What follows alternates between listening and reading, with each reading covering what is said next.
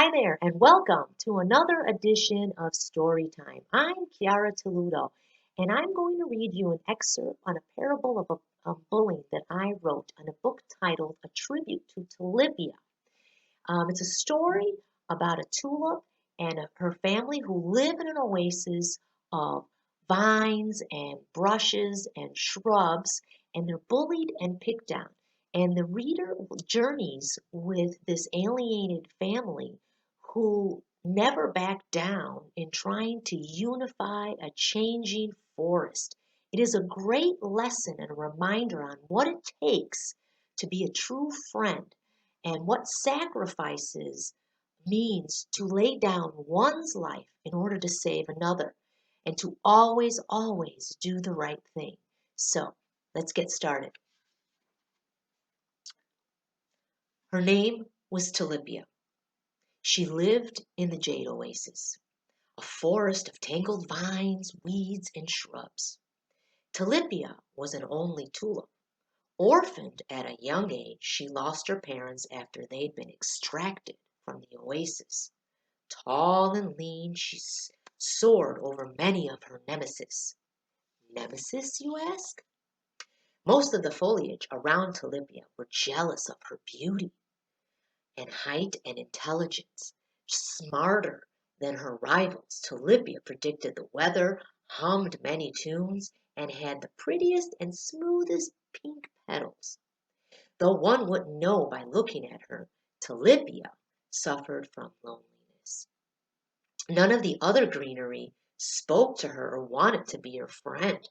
Envy, animosity, or just plain hate, Tulipia couldn't tell you, as she was often talked about behind her back, pranked on, and never given her proper share of nutrients from the soil.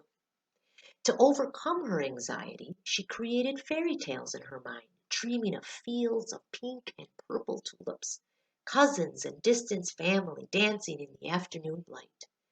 Regardless of these traits, the sun always shone upon her.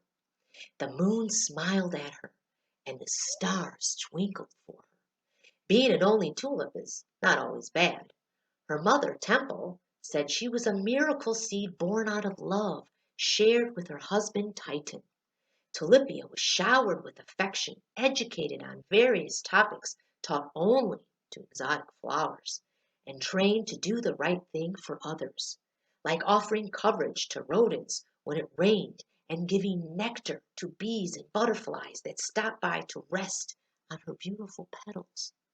When she was sprouting, her father said God blessed her with a special ability to flourish anywhere. Despite how lucky she'd been, Tulipia still felt unaccepted in her surroundings. The day her parents were ripped from the ground, Tulipia was miraculously spared by a mere few inches. Not knowing why, she believed in her heart that she must persevere and carry on. It is what her mother and father would have wanted her to do. With that revelation, Tulipia dug her roots deeper, grew and grew, relying not on food alone, but by living out her parents' wisdom.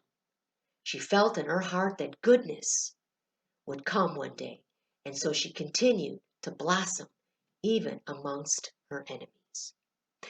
And we're going to stop right there. So this is a great story for all ages, and sometimes we do need to stand up for what is right in this world or in your own surroundings. So I hope you take a look at this book. It's called A Tribute to Tulipia. I appreciate your time, and we'll see you next time. I'm Chiara Talluto.